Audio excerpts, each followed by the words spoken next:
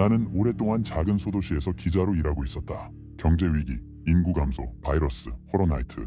세상은 점점 불안정해지고 있었지만 자극적인 소재는 점점 희소해졌다. 그러던 어느 날 저녁, 뉴스에서 사후세계가 실제로 존재한다는 보도가 흘러나왔다. 처음엔 흥미없는 가십거리라 생각하며 채널을 돌렸지만 다른 채널에서도 똑같은 뉴스가 반복되고 있었다. 나는 리모컨을 쥔 채 화면을 응시했다. 사후세계 흥미롭긴 한데 너무 비현실적이지 않나? 나는 그저 흔한 미신 정도로 치부하며 뉴스를 계속 지켜보았다. 취재진은 급성 심장마비로 인해 임사 체험을 한 이모 씨와 만날 수 있었습니다. 화면 속 남자는 창백한 얼굴로 앉아 있었다.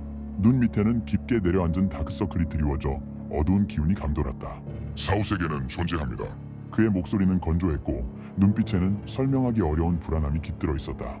사후세계를 미리 보고 온 입장에서 국민들께 꼭 전하고 싶은 말이 있습니다. 절대로 스스로를 해치지 마세요. 때가 되면 그곳으로 가게 될 테니까요. 나는 화면을 바라보면서 이상하게도 강한 흥미가 끌렸다. 사후세계가 생각만큼 평온한 곳은 아니었나 보군. 재밌네. 그날 밤 나는 방송국에 전화를 걸어 이모 씨의 소재지를 확인했다. 그리고 다음날 아침 나는 그의 집을 찾았다. 그는 현관 앞에서 나를 맞이했다. 어딘가 불안한 기색이 역력한 얼굴. 눈 밑은 더욱 짙어진 그림자를 띠고 있었다. 반갑습니다. 안으로 들어오시죠. 나는 거실에 들어서자마자 한쪽에 놓인 스케치북에 시선을 빼앗겼다. 거칠게 그려진 형체들, 그리고 기괴한 형상의 실루엣. 나는 스케치북을 가리키며 조심스레 물었다. 이 그림 직접 그리신 건가요? 그는 고개를 끄덕였다. 예, 제가 뭔가를 그려보려 했는데 막상 그려보니 어렵더라고요. 나는 이모 씨의 안내를 받아 소파에 앉았다. 최근에 심장마비를 겪으셔서 컨디션이 좋지 않으실 텐데 인터뷰에 응해주셔서 감사합니다. 아닙니다. 사후세계에 대한 인터뷰 요청을 하나도 빠짐없이 승낙하셨다고 들었습니다.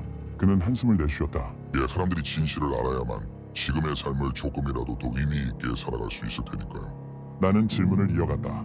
하지만 사후세계의 존재가 알려지면 이모 씨의 의도와는 정반대로 생각하는 사람들이 생길 수도 있지 않을까요? 그의 손끝이 미세하게 떨렸다. 사람들은 사후세계가 평온하고 안식이 있는 곳이라 믿고 살아갑니다. 하지만 제가 본 사후세계는 그런 것과는 거리가 멀어요. 그곳을 본다면 누구도 감히 가고 싶어 하지 않을 겁니다. 그는 천천히 자신의 이야기를 풀어놓기 시작했다. 처음에는 어두운 곳에 있었습니다. 그때 저를 감싸는 눈부신 빛이 나타났고 저는 이끌리듯 어디론가 날아갔어요. 그리고 도착한 곳은 어떤 우주였습니다. 나는 손가락을 들어 하늘을 가리키며 물었다. 우주라고요? 그는 고개를 끄덕였다. 예. 하지만 우리가 아는 우주와는 전혀 달랐어요. 거대한 고리 안에 수많은 행성들이 모여 있었습니다. 제 몸은 그 중 하나의 행성으로 이끌렸고 그 안으로 들어갔습니다. 그곳은 천국이었습니다. 흔히들 생각하는 그런 천국이 맞나요? 예, 끝없는 초원은 없었지만 밝고 따뜻했어요. 수많은 영혼들이 그곳에 모여 있었죠. 그렇다면 사후세계는 평화로운 곳 아닌가요? 이모 씨의 손이 무릎 위에서 꽉 쥐어졌다. 그건 아닙니다. 그의 목소리는 한층 낮아졌고 눈빛이 흔들렸다. 중요한 건 제가 그곳에 도착한 이후에 벌어진 일들이었습니다.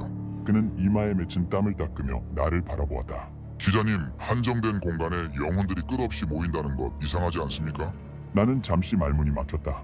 그러고 보니 그렇네요. 그 행성은 영혼들로 넘쳐나겠군요. 그는 깊이 숨을 들이쉬었다. 그 행성에 모인 영혼들은 결국 재물이 됩니다. 재물? 믿을 수가 없군. 영혼이라는 건 영적인 존재가 아닌가? 내가 멍하니 바라보자 그는 힘없이 웃으며 말했다. 믿기 어렵겠죠. 다른 기자님들도 이 이야기를 듣고 나면 다들 촬영을 접더라고요. 계속 이야기해주세요. 그의 얼굴이 조금 굳어졌다. 저는 보았습니다. 우주 너머에서 검은 그림자가 행성을 향해 다가오는 모습을요. 그것은 거대했고 끔찍했고 형언할 수 없는 존재였어요.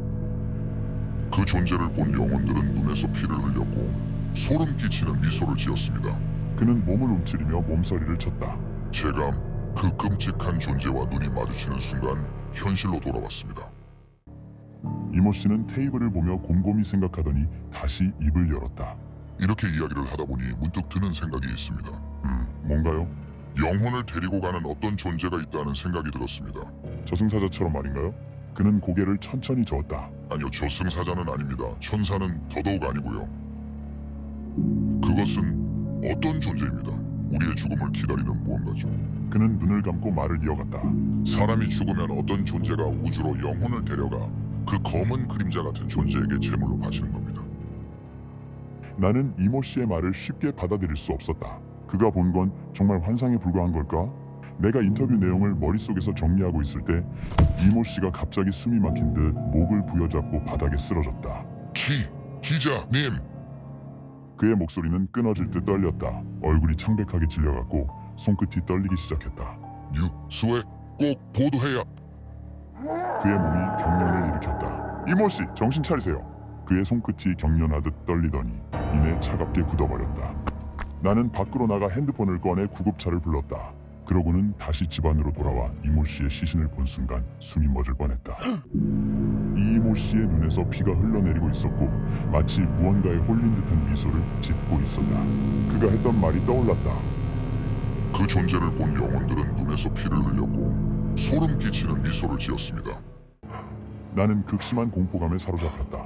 이모 씨가 겪은 일이 전부 사실이라면 나는 어떻게 해야 하지? 사람들에게 끔찍한 사후세계가 존재한다고 말하면 사람들은 현재의 삶을 더욱 소중히 여길까? 아니면 절망하고 모든 것을 포기해버릴까? 진실을 알리는 것이 내 일이지만 그 진실이 세상을 더 깊은 어둠 속으로 밀어넣을지도 몰라. 이번만큼은 진실을 알려선 안 된다. 나는 깊은 고민 끝에 결국 사후세계에 대한 보도를 하지 않기로 결정했다. 그리고 그렇게 세상은 아무 일도 없었던 것처럼 흘러갈 것이라 믿었다.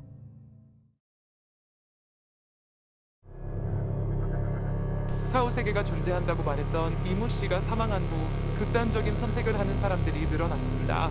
일부 시민들이 광신도 집단을 이루어 종교시설과 국가시설들을 전부 불태우고 사람들을 무차별적으로 공격하고 있습니다. 한 달 동안 전체 인구수가 10% 감소했고 극단적인 선택을 하는 국민들이 계속 증가하고 있습니다. 인구 급감으로 국가 전반의 시스템이 붕괴되고 있습니다. 여러분, 제발 삶을 포기하시면 안 됩니다.